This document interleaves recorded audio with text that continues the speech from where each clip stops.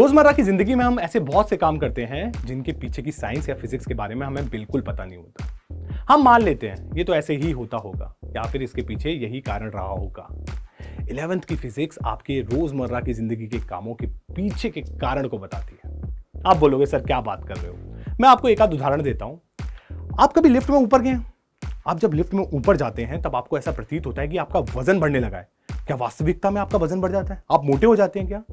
ये सोचिए। इसका रीजन आपको हमारे 11th के चैप्टर में मिलेगा जिसका नाम है लॉज ऑफ मोशन। अच्छा, साइकिल का पहला पैडल भारी ही क्यों पड़ता है? उसके बाद सब आराम से बढ़ते हैं। क्यों? क्योंकि कहावत है कि जब कोई काम स्टार्ट करते हैं तो मुश्किल आती है, फिर सब आराम से होते हैं। नहीं, इसके पीछे भी फिजिक्स छुपी हुई है जिसका रीजन आपको 11th के चैप्टर में मिलेगा जिसका नाम है फ्रिक्शन।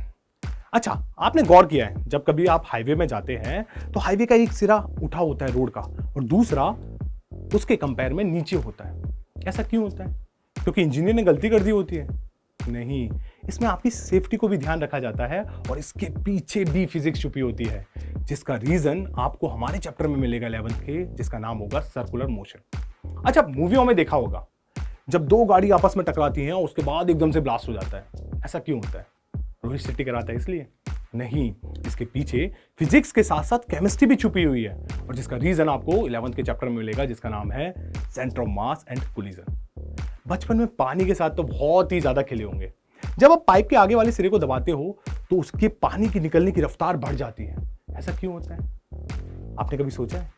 इसका रीजन भी आपको 11th के आखिरी में जाकर मिलेगा चैप्टर में जिसका नाम है फ्लूइड मैकेनिक्स। ऐसे बहुत से कारण आपको 11th में मिलेंगे। जो आप रोजमर्रा की जिंदगी में काम करते हैं उनके सारे कारण, लगभग सारे कारण आपको 11th की फिजिक्स में मिल जाएंगे। मैं ये नहीं कह रहा कि सारे के सारे मिल जाएंगे, कुछ 12th की फिजिक्स के लिए भी छोड़िए। लगभग जो आप डेली हर रोज करते हैं उनके कारण लगभग आपको 11th की फिजिक्स में मिल जाएंगे। तो चलिए हम स्टार्ट करते हैं 11th की फिजिक्स का पहला चैप्टर जिसका नाम है यूनिट एंड मेजरमेंट। इसमें हम जानेंगे कि यूनिट्स क्या होती हैं, मेजरमेंट कैसे किया जाता है, यूनिट्स की जरूरत ही क्यों पड़ी। सबसे पहले जान लेते हैं फिजिक्स क्या होती है। क्योंकि हम फिजिक्स पढ़ने वाले हैं तो इसकी परिभाषा जानना बहुत जरूरी होता है। आप अपने चारों ओर नेचर को देखो, ये बहुत ही कलरफुल और डाइवर्स है। इसमें डिफरेंट तरीके के फिनोमेनाज होते हैं, जैसे सूरज की किरणों का अर्थ पर आना, रेनबो का बनना, नदी का बहना। ऐसे अनगिनत फिनोमेना हमारे नेचर में होते रहते हैं। हर पल एक नया इवेंट होता रहता है। अच्छा, अब इन्हीं इवेंट को देखकर, ऑब्जर्व कर इनके पीछे छुपे हुए लॉज को रिवील करना ही फिजिक्स कहलाता है। मैं क्या बोल गया, ध्यान से सुनिएगा। हमारे नेचर में ढेर सारे इवेंट्स होते हैं। अब इन इवेंट को ऑब्जर्व कर इनके पीछे छुपे हुए लॉज को रिवील करना ही फिजिक्स कहलाता है। उदाहरण के तौर पर, पेड़ से सेब नीचे गिरा, हमने इस इवेंट को देखा। ये किस में हुआ है? नेचर में। जब हमने इस इवेंट को देखा हमें लगा कि इसके पीछे कोई बेसिक सिद्धांत या बेसिक लॉ होगा। हमने इसको ऑब्जर्व किया और इसके पीछे छिपे हुए सिद्धांत को निकाला। यही सारा कुछ क्या कहलाता है? फिजिक्स कहलाता है। अगर मैं एक लाइन में फिजिक्स की परिभाषा बताना चाहूं या डेफिनेशन बताना चाहूं तो मैं क्या बोलूंगा? मैं बोलूंगा physics is a study of nature and it's law. Physics क्या है? नेचर की स्टडी एंड इसके लॉज की स्टडी को हम फिजिक्स कहते हैं। अच्छा, नेचर को समझने के लिए मैं एक और उदाहरण लेता हूं जिससे आपको नेचर की बहुत अच्छी समझ हो जाए। बचपन में ऐसा हुआ करता था कि मेरा बड़ा भाई और बहन चेस खेला करते थे। हमने बोला कि हमें भी खिलाइए, तो उन्होंने बोला कि अभी आप छोटे हो, आप सिर्फ बैठकर देखिए कि चेस का गेम कैसे खेला जाता है। मैंने बोला ठीक है। मैं 1 महीने तक लगातार उन दोनों को खेलते हुए देखता रहा और मैंने जब उनको देखा तो मैंने कुछ अपने अंदर नियम बना लिए कि ये सिपाही जब कुछ भी चल रहा है, कोई भी मेरा भाई कोई चाल चल रहा है या कोई मूव चल रहा है, तो मैंने देखा कि जब ये चाल चल रहा है तो इसके पीछे कुछ नियम होगा। तो मैंने उसको देखकर अपने अंदर बहुत सारे नियम बना लिए कि इस तरीके से चेस खेला जाता है। एक दिन ऐसा हुआ कि मेरा भाई कहीं चले गया और उसकी जगह मेरे पिताजी मेरे बहन के साथ चेस खेलने लगे। अब मेरे पिताजी जो है ना, बहुत अच्छे चेस खेलते हैं। उन्होंने एक ऐसी नई चाल चली जिसकी वजह से जितने भी नियम मैंने बनाए थे, 1 महीने से मैं जितने भी नियम बना रहा था, वो सारे के सारे गलत हो गए। अब आप बोलोगे सर इसमें फिजिक्स का है। रुकिए, अभी समझाता हूं। ये जो चेस है ना पूरा का पूरा, ये एक नेचर की तरह है। किसकी तरह है? एक नेचर की तरह। जैसे कि हमारे चेस में चाल चली जा रही है ना, जितनी भी चाल चली जा रही है, उसी की तरह सिमिलर उसी की तरह हमारे नेचर में हर पल एक नया क्या होता है, इवेंट होता है। अब देखिए, मैंने इन चालों को देखकर अपने मन में चेस के नियम बनाए। हम उसी तरह नेचर में होने वाले इवेंट्स को देखकर उसके पीछे छुपे हुए लॉस को रिवील करते हैं। अब जब कभी भी ऐसा होता है कि नेचर में कोई नया इवेंट होता है, जैसे कि चेस में मेरे पिताजी आए थे और उन्होंने एक नई चाल चली थी, नया इवेंट हुआ और जो मेरे बनाए हुए नियमों को गलत कर रहा है, उसी तरीके से जब कभी भी नेचर में कोई नया इवेंट घटित होता है जो कि पुराने लॉज को सेटिस्फाई नहीं करता, तो इससे क्या होता है, पुराने लॉ गलत हो जाते हैं और उसके बाद नया लॉ बनता है। इसी तरीके से पूरी की पूरी फिजिक्स काम करती है, इसी तरीके से नेचर काम करता है। तो इन एंड एंड अगर मैं फिजिक्स की परिभाषा बताना चाहूं तो मैं बोलूंगा फिजिक्स, एक लाइन में, बिल्कुल एक लाइन में, फिजिक्स क्या है, स्टडी है नेचर की और उसके लॉस की। आपको नेचर के बारे में बिल्कुल क्लियर हो गया होगा कि नेचर किस तरीके से काम करता है, उसमें इवेंट किस तरीके से काम करते हैं, किस तरीके से हम इवेंट्स को देखकर, ऑब्जर्व कर कर उनके पीछे छुपे हुए लॉस को रिवील करते हैं। अब आपने देखा कि फिजिक्स में सबसे ज्यादा इंपॉर्टेंट क्या है, ऑब्जर्वेशन। जब हम ऑब्जर्व करते हैं उसके बाद ही तो हम लॉ को रिवील कर पाते हैं। तो सबसे ज्यादा इंपॉर्टेंट चीज क्या होती है, ऑब्जर्वेशन। आप जब 10वीं क्लास में होंगे तो आप केमिस्ट्री के बहुत सारे एक्सपेरिमेंट आपने किए होंगे। उसमें आप एक ऑब्जर्वेशन टेबल बनाते हैं, याद कीजिए, आप टेबल बनाते हैं, उसमें रीडिंग भी लिखते हैं। अब बेसिकली आप क्या कर रहे हो, आप एक्सपेरिमेंट में चीजों को ऑब्जर्व कर रहे हो, उसके बाद उसकी रीडिंग को नोट कर रहे हो। मतलब आप कोई ऐसी क्वांटिटी है जिसको आप देख रहे हो, उसका मेजरमेंट कर रहे हो, उसका मेजरमेंट को आप किस पे लिख रहे हो, आपके कॉपी पे लिख रहे हो और उसके बाद आप किसी रिजल्ट तक पहुंच रहे हो। तो मतलब हम पर कोई ऐसी क्वांटिटी होनी चाहिए जिसको हम क्या कर सकें, मेजर कर सकें। ध्यान से सुनिए, मैंने क्या बोला कि मतलब हम पर कोई ऐसी क्वांटिटी होनी चाहिए जिसको हम मेजर कर सकें, जिसकी मदद से हम क्या निकाल सकें, अपनी लॉस को निकाल सकें।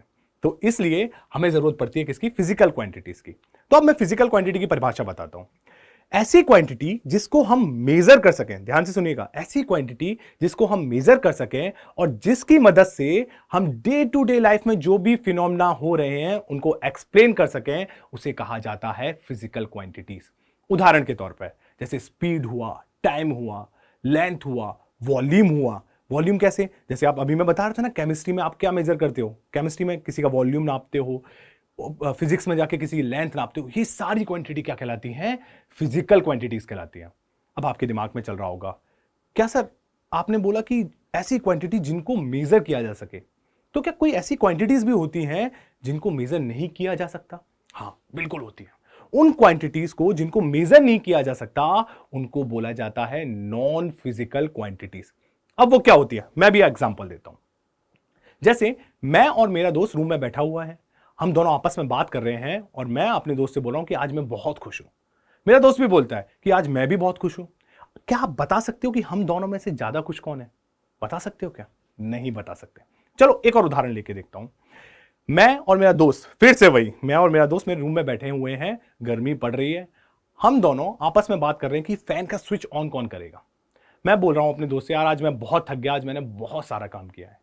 सिमिलरली मेरा दोस्त भी यही स्टेटमेंट मुझसे बोल रहा है कि यार आज मैं भी बहुत थक गया, मैं फैन ऑन नहीं करने वाला। इतनी देर में आप रूम में आते हैं, आप ये दोनों स्टेटमेंट सुनते हैं, क्या आप बता पाओगे कि हम दोनों में से कौन ज्यादा थका है? आप चुपचाप फैन ऑन करोगे और निकल जाओगे। तो हैप्पीनेस, टायर्डनेस, ये सारी चीजें ऐसी हैं जिनको मेजर नहीं किया जा सकता और इनको क्या कहा जाता है, नॉन फिजिकल क्वांटिटी।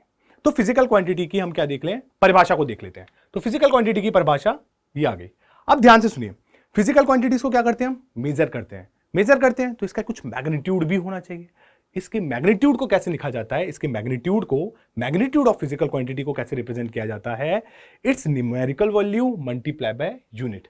अब न्यूमेरिकल वैल्यू को n से रिप्रेजेंट किया जाता है और यूनिट को u से। उदाहरण के तौर पर मैं बताता हूं आपको, जैसे मैंने ये लिया, एक बॉक्स लिया जिसका मास कितना है, 5 kg।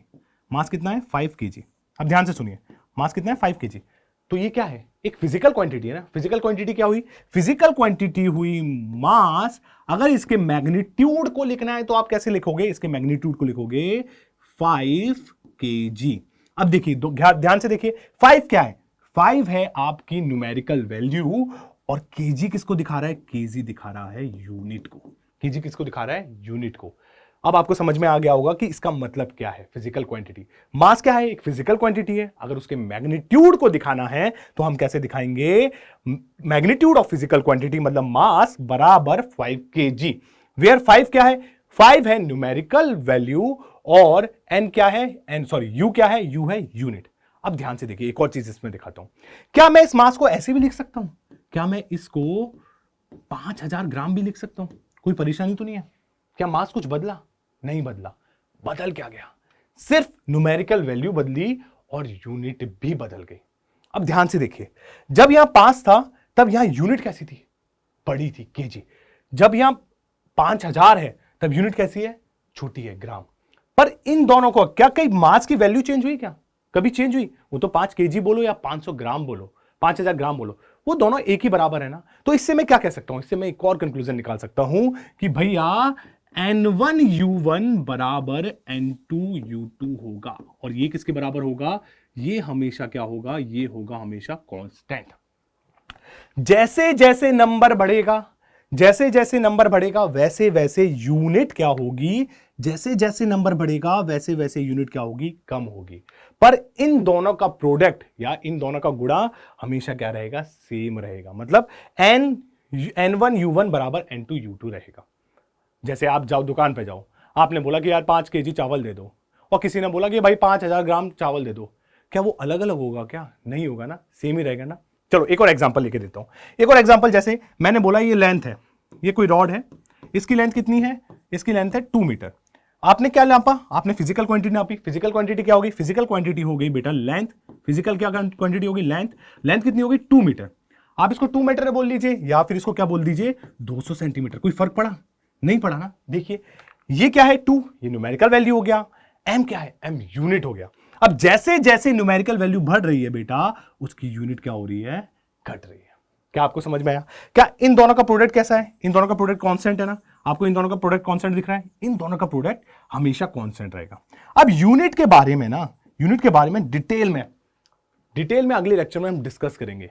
बिल्कुल डिटेल में यूनिट के बारे में डिस्कस करेंगे। बस अभी आपको याद रखना है कि फिजिकल क्वांटिटी के मैग्नीट्यूड को कैसे रिप्रेजेंट करते हैं?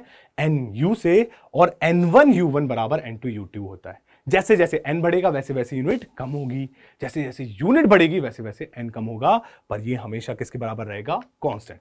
इसको मैंने लिख भी रखा है, देखिए इसको मैंने भी लिख रखा है क्या? कि physical quantity always remain constant. इससे क्या पता चलता है? n is directly proportional to 1/u। जब u यहां जाएगा तो NU बराबर क्या हो जाता है? कांस्टेंट हो जाता है।